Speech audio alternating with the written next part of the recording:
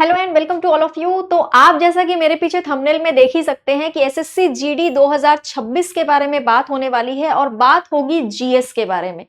सबसे ज्यादा दिक्कत बच्चों को नोटिफिकेशन आने के बाद भी यही रहती है कि मैम हमने थ्योरी वगैरह काफी टाइम से कवर कर रखी है, हम बहुत समय से तैयारी कर ही रहे थे, लगभग 1 साल से हम पढ़ रहे थे, लेकिन अब नोटिफिकेशन आ गया तो अब हमको डर लग रहा है कि पता नहीं हम कैसे मॉक टेस्ट लगाएंगे, हम प्रैक्टिस पेपर जब लगाएंगे तो हमारा कितना स्कोर आएगा। ये सारी चीजों को लेकर के बच्चों को डर रहता है। एक और डर बच्चों को ये भी रहता है कि क्या पढ़ना है और अब क्या नहीं पढ़ना है। क्या पढ़ना है इससे ज्यादा जरूरी है ये जानना कि आपको क्या नहीं पढ़ना है। ठीक है, तो बहुत सारी चीजें इस सेशन में हम डिस्कस करेंगे। छोटा सा सेशन होगा, आपको बहुत अच्छे से पता होगा कि जीडी का नोटिफिकेशन आ चुका है, एसएससी जीडी का। ठीक है, इसके जो फॉर्म फिलअप हो रहे हैं वो 1 दिसंबर से लेकर 31 दिसंबर तक हो रहे हैं और बहुत जल्दी आपका एग्जाम भी करवा दिया जाएगा। एज लिमिट क्या है, इसमें कितनी फॉर्म की फीस लग रही है, किसको फॉर्म की फीस देनी है, किसको नहीं देनी है, यानी कि किसके लिए फ्री है, ये सारी चीजें नोटिफिकेशन में आपके साथ टीचर्स ने डिस्कस कर लिया है। मैं मेनली आपसे डिस्कस करूंगी जीएस के बारे में कि किस तरीके से आपको जीएस वाले पोर्शन की तैयारी करनी है, किस तरीके से करंट अफेयर पढ़ना है, करंट अफेयर्स का नोट्स बनाना है या नहीं बनाना है। सबसे बड़ा डाउट बच्चों के मन में ये रहता है, हिस्ट्री, ज्योग्राफी, पॉलिटी, इकोनॉमिक्स क्या पढ़ना है क्या नहीं पढ़ना है इनमें से, और अगर कोई चीज पढ़नी है तो कितनी पढ़नी है और कितना किस चीज को छोड़ देना है। इस बारे में हम लोग आज इस सेशन में डिस्कस करेंगे। ठीक है, 20 क्वेश्चन आने हैं आपके जीके जीएस से, है ना, 20 क्वेश्चन, और इसी जीके जीएस में इंक्लूडेड रहेगा करंट अफेयर्स भी। अभी जो रेलवे का पेपर है, रेलवे का जो पेपर अभी चल रहा है, उसमें आप लोगों ने अगर स्टूडेंट्स की बातें सुनी होंगी, जो स्टूडेंट्स एग्जाम हॉल से निकलकर बात कर रहे हैं सभी से कि भाई पेपर कैसा रहा, क्या क्या पूछा गया क्या नहीं पूछा गया, हर स्टूडेंट ने एक ही चीज बहुत बार जोर देकर बोली है कि करंट अफेयर बिल्कुल मत छोड़ो, करंट अफेयर अच्छे से पढ़ो। तो करंट अफेयर के बारे में भी डिस्कस करेंगे और हिस्ट्री, ज्योग्राफी, पॉलिटी के बारे में भी डिस्कस करेंगे। बहुत ज्यादा लंबा सेशन को नहीं खींचेंगे, अब मैं सीधे पॉइंट पे आ जाती हूं। पहले तो मैं सब्जेक्ट क्लियर कर देती हूं आपको कि आपको जीके जीएस में सब्जेक्ट कौन कौन से कवर करने हैं। मेजर पोर्शन रहता है ज्योग्राफी का, ठीक है, पॉलिटी का, हिस्ट्री का, ये मेजर पोर्शन रहते हैं इनके। साइंस का भी रहता है, साइंस में इंक्लूड रहेगा आपका बायो, फिजिक्स और केमिस्ट्री, है ना। ये मेजर पोर्शंस रहते हैं जो हमें पढ़ने ही पढ़ने हैं, ये हमें नहीं छोड़ने हैं। ठीक है, तो सबसे ज्यादा ध्यान आपको किस पे देना है, हिस्ट्री पे देना है, ज्योग्राफी पे देना है और जनरल पॉलिटी यानी पॉलिटी पे देना है। साइंस पे भी आपको ध्यान देना है, साइंस पे जिसमें फिजिक्स, केमिस्ट्री, बायोलॉजी, ठीक है, फिजिक्स, केमिस्ट्री, बायोलॉजी, तीनों चीजें इंक्लूडेड रहेगी। ये बड़े बड़े सब्जेक्ट्स हैं जो खत्म होके भी खत्म नहीं होते हैं, है ना। इन सब्जेक्ट्स को लेके सबसे ज्यादा दिक्कत आती है कि ये पता नहीं पढ़ तो लिया है, अब भूल जा रहे हैं, याद नहीं आ रहा है, ये नहीं है वो नहीं है, ये दिक्कत है। प्रॉब्लम क्या है पता है, हिस्ट्री में 3 पार्ट्स हैं, एंशियंट हिस्ट्री, मेडाइवल हिस्ट्री और मॉडर्न हिस्ट्री। प्राचीन इतिहास में बच्चों को बोरिंग लगने लगता है, मेडाइवल हिस्ट्री में बच्चे सोचते हैं अरे यार इससे पता नहीं क्वेश्चन आएगा कि नहीं आएगा, छोड़ दो इसको। मॉडर्न हिस्ट्री में से बच्चों को पता है कि क्वेश्चन बहुत ज्यादा आते हैं, तो बच्चे सिर्फ मॉडर्न हिस्ट्री पे ज्यादा फोकस करते हैं। और बात सही है, मॉडर्न एक एक करके मैं सारे सब्जेक्ट्स पे आऊंगी और फिर करंट अफेयर के बारे में भी मैं बात करूंगी कि आपको कितना करंट अफेयर कवर करना है। ठीक है, तो देखो मॉडर्न हिस्ट्री की रही बात, तो ये बात बिल्कुल सच है कि सबसे ज्यादा मॉडर्न हिस्ट्री से ही सवाल आते हैं पूरे के पूरे हिस्ट्री में। उसके बाद एंशियंट हिस्ट्री से सवाल आते हैं और मेडाइवल से सवाल थोड़े से कम आते हैं, लेकिन मेडाइवल आपको छोड़ना नहीं है ना। थोड़े कम सवाल आते हैं लेकिन हमको रिस्क क्यों लेना, क्या भरोसा भाई किसी साल ऐसा हो गया कि ज्यादा सवाल भर दिए इसमें से। तो पढ़ना सब है लेकिन ज्यादा फोकस आपको मॉडर्न हिस्ट्री पे करना है, उसके बाद एंशियंट हिस्ट्री पे फोकस करना है। एंशियंट हिस्ट्री में कुछ टॉपिक्स रहते हैं जिस पर हमको ज्यादा ध्यान देना है, जैसे वैदिक सभ्यता, सिंधु घाटी सभ्यता, ठीक है, वैदिक एज, इंडस वैली सिविलाइजेशन, उसके बाद गुप्ता एज, फिर मौर्य काल, है ना, ये सब पे ज्यादा ध्यान देना है। बहुत ज्यादा डीपली आपको जाने की जरूरत नहीं है, ऐसे ऐसे टॉपिक्स जो कभी भी नहीं पूछे गए हैं उन पर ज्यादा ध्यान देने की जरूरत नहीं है। जो बार बार पूछे जाते हैं उन पर आपको ज्यादा ध्यान देना है। जो मैंने अभी टॉपिक्स बताए उनके अलावा भी काफी सारे ऐसे टॉपिक्स हैं। जब कभी मैं एक ऐसा सेशन लूंगी जिसमें एक एक सब्जेक्ट को मैं डिटेल में डिफाइन करूंगी, तब मैं टॉपिक वाइज भी आपको बता दूंगी कि आपको कौन सा टॉपिक पढ़ना है कौन सा नहीं पढ़ना है। ठीक है, अभी फिलहाल आप लोग ये जरूर ध्यान रखें कि मॉडर्न हिस्ट्री पर बहुत अच्छे से फोकस करेंगे, एंशियंट हिस्ट्री पर भी बहुत अच्छे से फोकस करेंगे, मेडाइवल हिस्ट्री पर भी फोकस करेंगे, लेकिन मेडाइवल हिस्ट्री को लेके बहुत ज्यादा परेशान होने की जरूरत नहीं है। इसके बाद ज्योग्राफी पे आ जाते हैं। ज्योग्राफी में आपको मैपिंग जरूर करना है। अगर आपने वर्ल्ड मैपिंग अच्छे से की है तो आप ये समझ लीजिए काफी सारे क्वेश्चन आपके सॉल्व हो जाएंगे, थ्योरी पढ़ने की आपको ज्यादा नीड नहीं पड़ेगी वर्ल्ड मैपिंग में अगर क्वेश्चन बने तो। जैसे कि कोई स्ट्रेट के बारे में पूछ लिया, किसी माउंटेन के बारे में पूछ लेता है, किसी सी या ओशियन के बारे में पूछ लेता है, ठीक है, या फिर किसी कंट्री की कैपिटल पूछ लेता है, या फिर किसी कंट्री का बॉर्डर पूछ लेता है, या फिर कोई झील पूछ लेता है। तो अगर आप वर्ल्ड मैपिंग को बहुत अच्छे से करते हैं तो आपके काफी सारे ज्योग्राफी के क्वेश्चन सॉल्व हो जाएंगे, ठीक है। साथ ही साथ आपको ज्योग्राफी में इंडियन ज्योग्राफी भी अच्छे से पढ़ना है। इंडिया की जो फिजिकल ज्योग्राफी है, फिजिकल ज्योग्राफी ऑफ इंडिया, ये भी बहुत अच्छे से आपको पढ़ना है। ज्योग्राफी में आपको नदी, पहाड़, इंडिया की बात कर रही हूं मैं, नदी, पहाड़, झीलें, है ना, ये सारी चीजें बहुत अच्छे से कवर करनी है। उसके बाद ज्योग्राफी तो आप पूरा ही कवर कर लेंगे, काफी वास्ट सिलेबस है इसका भी, काफी बड़ा सिलेबस है। इसके बाद हम लोग पॉलिटी पे आएंगे, तो पॉलिटी में आपको कुछ भी नहीं छोड़ना है, कुछ भी नहीं छोड़ना है, सारे आर्टिकल पढ़ लेने हैं, है ना, सारे आर्टिकल्स पढ़ ले। देखो कोशिश तो हमारी यही रहेगी कि हम सब कुछ पढ़ ले, कुछ ना छोड़े। एटलीस्ट कोर सब्जेक्ट्स में, ये है कोर सब्जेक्ट्स, है ना, ये कोर सब्जेक्ट्स हैं, इनमें कुछ नहीं छूटना चाहिए, क्योंकि हमें पता है कि पॉलिटी में इतने से इतने तक ही आर्टिकल है। ऐसा तो नहीं है कि आर्टिकल जुड़ गया है, ऐसा तो नहीं है कि आज नया आर्टिकल आया, फिर कल नया एक और आर्टिकल आ जाएगा, परसों नया एक और आ जाएगा, कि हमको रोज रोज बढ़ता चला जाएगा हमारे लिए सिलेबस करंट अफेयर की तरह। ऐसा तो है नहीं, लिमिटेड है ये। हमको पता है हमें कितना पढ़ना है, तो जितना हमें पता है कि भाई हमें इतना ही पढ़ना है, तो उसमें से कुछ ना छूटे, आपको ये ध्यान रखना है। हर एक चैप्टर, चाहे वो पार्लियामेंट चैप्टर हो, चाहे वो प्रेसिडेंट हो, चाहे प्राइम मिनिस्टर हो, चाहे वो सुप्रीम कोर्ट हो, चाहे वो कैग हो, कोई भी चैप्टर हो, fundamental right, fundamental duties, directive principle of state policies, मतलब पॉलिटी में कुछ नहीं छोड़ना है, आपको ये पूरा कवर करना है, ठीक है। ये तीनों बड़े सब्जेक्ट्स हैं जो आपको अच्छे से कवर करने हैं। उसके बाद बात आती है इकोनॉमिक्स की। मैं अपने पर्सनल एक्सपीरियंस से बता रही हूं, स्टूडेंट्स ने मुझसे जिस तरीके से बात की है आज तक इतने सालों में, उस हिसाब से बता रही हूं। हर एग्जाम में, सिर्फ एसएससी जीडी की बात नहीं, हर एग्जाम में इकोनॉमिक्स से थोड़ा खौफ रहता है, बच्चों को थोड़ा डर रहता है कि यार इकोनॉमिक्स को छोड़ देते हैं। और मैं अभी भी जानती हूं कि बहुत सारे बच्चे यहां पर भी ऐसे होंगे जो इकोनॉमिक्स को छोड़ देते होंगे कि छोड़ो ना यार, एक दो सवाल ही तो आने हैं, क्या जरूरत है। लेकिन यहां पर एक दो सवाल का भी बहुत इंपॉर्टेंस है, ठीक है। कई बार 1 नंबर से 2 नंबर से भी सिलेक्शन रुक जाता है, तो हमें रिस्क नहीं लेना है। इकोनॉमिक्स, आप बेसिक बेसिक चीजें इकोनॉमिक्स में जरूर कर लें। रेपो रेट क्या होता है, रिवर्स रेपो रेट क्या होता है, मॉनेटरी पॉलिसी कमिटी क्या होती है, सीआरआर अभी कितना चल रहा है, एसएलआर कितना चल रहा है, repo rate, reverse repo rate कितना चल रहा है, बैंकिंग रिफॉर्म्स के बारे में थोड़ा सा पढ़ लेंगे, इन्फ्लेशन क्या होता है ये पढ़ लेंगे, है ना। मतलब सेबी के बारे में, सेबी अभी बहुत ज्यादा न्यूज में है, securities and exchange board of India, क्या उसका काम होता है, कौन उसके अध्यक्ष हैं। मतलब बेसिक बेसिक चीजें तो आपको पढ़नी ही पढ़नी है। मैं ये नहीं कह रही हूं कि आप यूपीएससी लेवल की तैयारी कर लो, ये नहीं कह रही मैं, लेकिन बेसिक चीजें आपको नहीं छोड़नी। कोई समिति, कोई आयोग है जो कि इकोनॉमिक रिफॉर्म्स से रिलेटेड है, उनको पढ़ लेना है, ठीक है। भारत में इकोनॉमिक रिफॉर्म्स कब लाए गए थे, है ना, उसमें मनमोहन सिंह जी का क्या रोल था, है ना, ये सारी चीजें आपको थोड़ा सा डिटेल में, लिबरलाइजेशन, प्राइवेटाइजेशन एंड ग्लोबलाइजेशन क्या होता है, तो बेसिक इकोनॉमिक्स आपको कर लेना है, ताकि ऐसा ना हो कि हम क्लास में गए, सॉरी एग्जाम हॉल में गए और इकोनॉमिक्स का क्वेश्चन देख के हम घबरा गए और हमने ये तय कर लिया ये तो छोड़ना ही है, इसको तो देखना ही नहीं है। ऐसा नहीं होना चाहिए। एटलीस्ट आपके आंखों के सामने अगर कोई इकोनॉमिक्स का सवाल आ रहा है तो आपके मन में ये आना चाहिए, यार ट्राई करके देखते हैं, शायद बन जाएगा, क्योंकि मैंने इतना तो पढ़ाई है इकोनॉमिक्स। तो छोड़ना नहीं है आपको, ये भी करके जाना है। उसके बाद भारत और भारत के पड़ोसी देशों के बारे में पढ़ लेना है कि भारत के आसपास कौन कौन सी कंट्रीज है, उन कंट्रीज में भी क्या चल रहा है। जैसे बांग्लादेश में अभी इश्यूज चल रहे हैं, है ना, उसको पढ़ लेंगे जो जो न्यूज में है। नेपाल में अभी कुछ टाइम पहले जेनजी प्रोटेस्ट हुआ, जिसके बाद वहां की सरकार गिर गई, फिर नए प्रधानमंत्री वहां पर नियुक्त हुई, ये सारी चीजें। उसके बाद पाकिस्तान में क्या चल रहा है, ऑपरेशन सिंदूर भारत ने कब लॉन्च किया था, ये सारी चीजें। ऑपरेशन सिंदूर में हमने क्या क्या इस्तेमाल किया था, कौन कौन से हथियारों का हमने यूज किया था।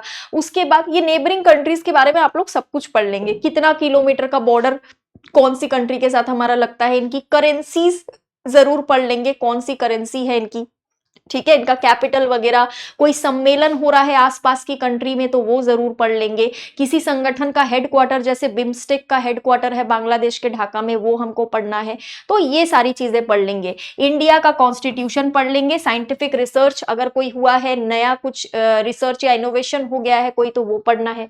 स्टैटिक में आपको इंपॉर्टेंट डेज पढ़ने हैं, अवार्ड्स अगर कोई दिए गए हैं तो वो पढ़ने हैं। स्पोर्ट्स के करंट अफेयर, स्पोर्ट्स के न्यूज बिल्कुल न छोड़े। स्पोर्ट्स के लिए अगर बच्चा कोई मुझसे ये पूछना चाह रहा है, अब हम लोग करंट अफेयर की तरफ आते हैं, है ना, बात कर लेते हैं करंट अफेयर की कि किस तरीके से उसको कवर करना है। तो देखो, स्पोर्ट्स को अगर आपको कवर करना है, अब बच्चा मार्केट में ढूंढेगा मैगजीन। मैं जानती हूँ ना, इतने सालों में मैंने बच्चों को देखा है ना कि वो लास्ट में परेशान हो जाते हैं। अब बच्चा मार्केट में ढूंढेगा ऐसा मैगजीन जिसमें स्पोर्ट्स के पूरे साल भर के करंट अफेयर उसको मिल जाए। दिक्कत कुछ नहीं आएगी, दिक्कत बस इतनी सी आएगी, जब बच्चे को वो मैगजीन मिल जाएगा ना, उसके बाद भी बच्चा परेशान रहेगा कि यार क्वेश्चन याद ही नहीं हो रहे हैं, इतने सारे फैक्ट्स है कैसे याद, क्योंकि एक मैगजीन में वन लाइनर फॉर्म में भी स्पोर्ट्स के आप उठाओगे ना, एक मैगजीन वन लाइनर फॉर्म का भी अगर पूरे साल भर का देखोगे आप, तो उसमें भी हजारों वन लाइनर फॉर्म में फैक्ट्स रहते हैं कि ये अवार्ड इनको मिल गया, इस साल इन्होंने ये अचीव कर लिया, ऐसा हो गया वैसा हो गया, पूरी खिचड़ी बन जाती है दिमाग में। इसका सिर्फ एक ही उपाय है, जिस बच्चे ने ये उपाय करा हुआ है उसके लिए बहुत इजी पड़ेगा। मैंने हमेशा बच्चों को समझाया है कि करंट अफेयर में पर डे, डेली बेसिस पर जो भी स्पोर्ट्स के न्यूज आ रहे हैं, जैसे कि विंबलडन ओपन किसने जीत लिया, फ्रेंच ओपन किसने जीत लिया, इस तरीके की न्यूज आती रहती है ना, हमेशा स्पोर्ट्स के करंट अफेयर का नोट्स अलग से बनाए हमेशा। देखो, डेली 100 चीजें तो हो नहीं जाती स्पोर्ट्स से रिलेटेड, डेली बेसिस पर एक दो खबर आती है स्पोर्ट्स से रिलेटेड जो एग्जाम पॉइंट ऑफ व्यू से जरूरी होता है। तो अगर हम डेली बेसिस पर भी 1 2 3 क्वेश्चन हम लोग अगर अलग से नोट करते चले, उनके फैक्ट्स अलग से कॉपी में नोट करते चले, स्पोर्ट्स का करंट अफेयर आप खुद सोच लो 6 महीने के अंदर आपके पास बल्क में जमा हो जाएगा। रिवीजन करने में कितनी आपको आसानी होगी। तो जिन बच्चों ने ये कर रखा है उनको कोई दिक्कत नहीं आएगी, जिन्होंने नहीं किया है उनको बस अभी एक दिक्कत आएगी कि इसका करंट अफेयर वो अलग से ढूंढेंगे। इसके लिए मैं एक सेशन अलग से ले लूंगी आपके एग्जाम से पहले, टेंशन लेने की जरूरत नहीं है। उसमें सिर्फ मैं स्पोर्ट्स के करंट अफेयर करवा दूंगी आपको साल भर के, ठीक है। आप जितना याद कर सको उतना कर लेना, कोशिश मेरी यही रहेगी कि आपको सारी चीजें याद हो जाए। थोड़ी सी दिक्कत आती है, देखो साल भर का करंट अफेयर इतना आसान नहीं होता, थोड़ी दिक्कत तो आती है, लेकिन अपन कोशिश करेंगे कि उसको हम कवर कर ले, है ना। फेमस पीपल, अगर कोई बहुत फेमस पर्सनालिटी चर्चा में रही हो या किसी का निधन हो गया हो, है ना, या किसी ने कोई उपलब्धि हासिल करी हो, तो उनके बारे में जरूर अलग से पढ़ना है आपको। जैसे अभी धर्मेंद्र जी की डेथ हो, धर्मेंद्र जी का निधन हो गया अभी हाल फिलहाल में, है ना, बॉलीवुड एक्टर, बहुत जाने माने लेजेंडरी एक्टर थे। तो फेमस पीपल इस तरीके के उनको कौन कौन से अवार्ड्स दिए गए, पिछली साल 2024 में जो भारत रत्न दिया गया वो कौन कौन सी फेमस पर्सनालिटी को दिया गया पिछली साल, क्योंकि 2024 में पहली बार 5 लोगों को भारत रत्न दिया गया, 4 मरणोपरांत और 1 पर्सनालिटी जिंदा थी। लाल कृष्ण आडवाणी जी को दिया गया, है ना, उनके अलावा 4 और लोगों को जो दिया गया उनको पोस्टुमसली यानी मरणोपरांत दिया गया। तो ये सारी चीजें, फेमस प्लेसेस, अगर कोई जगह न्यूज में चल रही है अभी या फिर कोई जगह बहुत फेमस है ना, ये स्टैटिक और करंट अफेयर मिक्स करके आपको पढ़ना पड़ेगा इसको। गवर्नमेंट की कोई पॉलिसी या कोई स्कीम अगर चर्चा में है, या अगर चर्चा में नहीं भी है तो कोई स्कीम अगर आपको ऐसा लग रहा है जैसे बहुत सालों से चल रहा है और अभी भी चलता जा रहा है, जैसे बेटी बचाओ बेटी पढ़ाओ स्कीम, है ना, इस तरीके की जो स्कीम्स है, भले अभी अभी इस महीने न्यूज में ना हो लेकिन वो तो सालों से चल रही है, हमको मालूम है, तो ऐसी गवर्नमेंट स्कीम्स भी हमको पढ़नी है। अपॉइंटमेंट अगर हुआ है, किसी की नियुक्ति हुई है, जैसे कि हाल फिलहाल में हमने देखा नालसा में नियुक्ति हुई, उसके बाद हमने देखा कि इस साल अभी 24 नवंबर को हमने देखा भारत के नए चीफ जस्टिस अपॉइंट हो गए। तो इस तरीके की जो नियुक्तियां हुई है वो जरूर पढ़ लेना है। नियुक्तियों के साथ साथ अगर किसी का कार्यकाल बढ़ गया है, अगर किसी भी व्यक्ति का कार्यकाल बढ़ा दिया गया है 1 साल के लिए 2 साल के लिए, वो भी पढ़ना है।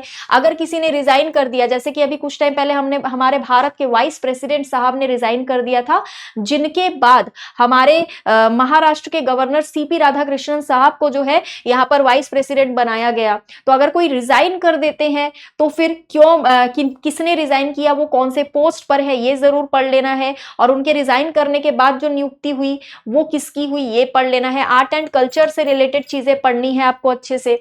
इसके बाद awards and honours, government policy and scheme, national affairs, India में नेशनल लेवल पर अगर कोई भी करंट अफेयर से रिलेटेड चीजें आ रही है, डेली बेसिस पर सुबह 8 बजे करंट अफेयर की मेरी क्लास होती है, डेली होती है वो क्लास जरूर अटेंड करें।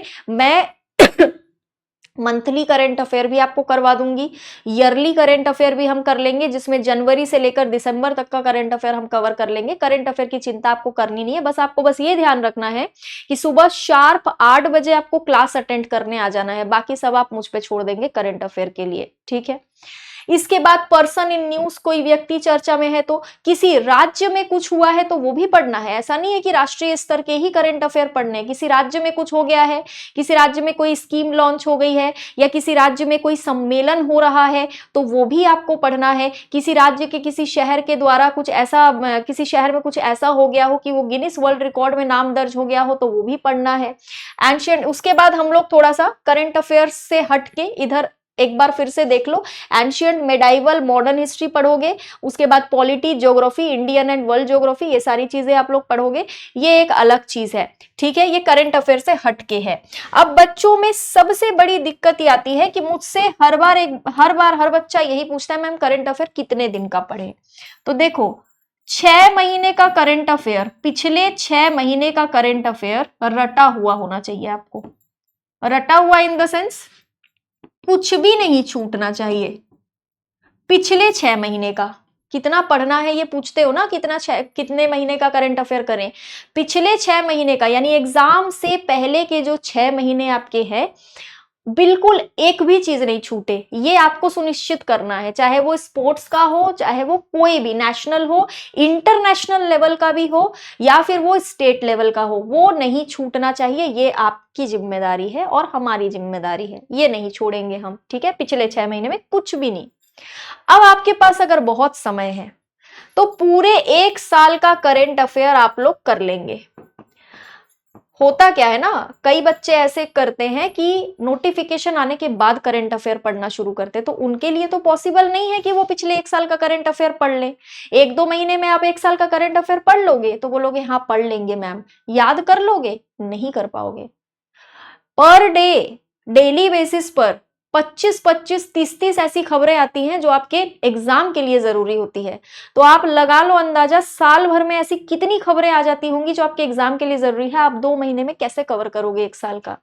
तो 1 साल का करंट अफेयर कवर करना उन्हीं बच्चों के लिए पूरी तरीके से संभव है जो 1 साल से करंट अफेयर पढ़ रहे हैं या पिछले 6 महीने से डेली बेसिस पर करंट अफेयर पढ़ रहे हैं, क्योंकि उनका पिछले 6 महीने का रेडी है, बाकी के 6 महीने का उनको करना है। लेकिन जो बच्चे अब नोटिफिकेशन आने के बाद करंट अफेयर पढ़ने वाले हैं, वो लोग 6 महीने का अच्छे से कवर कर ले और कोशिश करें कि पिछले 1 साल का करंट अफेयर भी धीरे धीरे कवर करना शुरू करें। मैं इसलिए कह रही हूं क्योंकि हर एक एग्जाम में, चाहे आप किसी राज्य का एग्जाम दे दो, चाहे आप नेशनल लेवल का कोई पेपर दे दो, ठीक है, चाहे रेलवे का दे दो, चाहे आप ये एसएससी जीडी दे दो, करंट अफेयर का वेटेज बढ़ चुका है, हर पेपर में बढ़ चुका है, हर रीजन में बढ़ चुका है। अभी जीके जीएस के साथ साथ आपको करंट अफेयर में भी उतनी ही मेहनत करनी पड़ेगी, उतना ही समय देना पड़ेगा।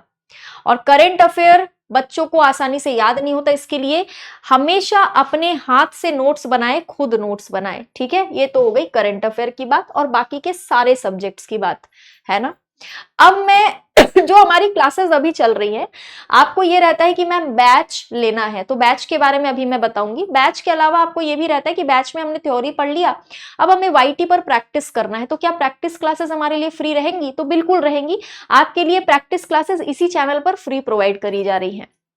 फिलहाल जो शेड्यूल अभी है, अभी के अकॉर्डिंग मैं बता रही हूं, सुबह 7 बजे से आपकी क्लास स्टार्ट होती है इसी यूट्यूब चैनल पर, कैरियर विल एसएससी चैनल पर। 7 बजे एडिटोरियल की क्लास होती है, 8 बजे सुबह मेरी करंट अफेयर की क्लास होती है, डेली होती है ये। इसमें weekly current affair, monthly current affair, 6 month current affair, yearly current affair, सारी चीजें हम लोग कवर करेंगे, ठीक है। इसके बाद 9 बजे और 10 बजे अभी कोई क्लास नहीं है। आने वाले टाइम में अभी कुछ ही दिनों में आपको रीजनिंग या साइंस की क्लास भी देखने को मिलेगी। सीधे 11 बजे आप आ जाओ। 11 बजे मेरी जीके जीएस की क्लास होती है ना। जीके जीएस की क्लास में अभी फिलहाल मैं मिक्स्ड क्वेश्चन करवा रही हूँ, लेकिन मैं कोशिश ये करती हूँ कि एक दिन हिस्ट्री करवा दूं, एक दिन पॉलिटी करवा दूं। जैसे आज की क्लास में मैंने पॉलिटी करवाया, नहीं तो मैं मिक्स्ड क्वेश्चन करवाती हूँ, ठीक है।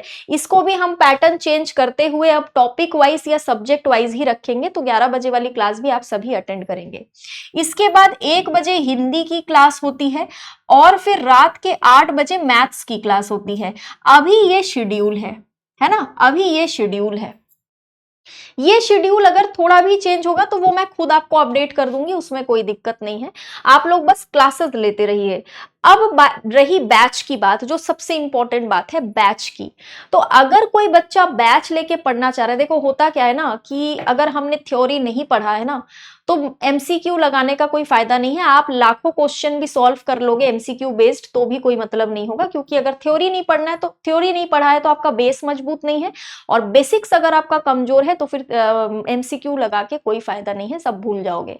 इसीलिए पहले अपना थ्योरी मजबूत करो। अब थ्योरी मजबूत करना है तो बैच की जरूरत है, और अगर बैच की जरूरत है तो मैं आपको बता देती हूँ एसएससी जीडी 2026 टारगेट बैच, ये लाइव बैच है, ठीक है। इसमें जो एडमिशंस आपके हैं वो ओपन हो चुके हैं, आप ये बैच ले सकते हैं। 4 दिसंबर से इसमें जो क्लासेस है वो स्टार्ट होंगी, क्योंकि ये यहाँ पर लिखा हुआ है बैच स्टार्ट्स ऑन 4 दिसंबर। और बात रही वैलिडिटी की कि कितने दिन तक ये कोर्स वैलिड रहेगा, ये 1 साल तक आपका वैलिड रहेगा कोर्स। इसमें सारे सब्जेक्ट्स हैं, maths, reasoning, Hindi, geography, polity, history, economics, static GK, science, English, सब कुछ है। और कोर्स की जो फीस है उसके लिए भी आपको सोचने की जरूरत ही नहीं है।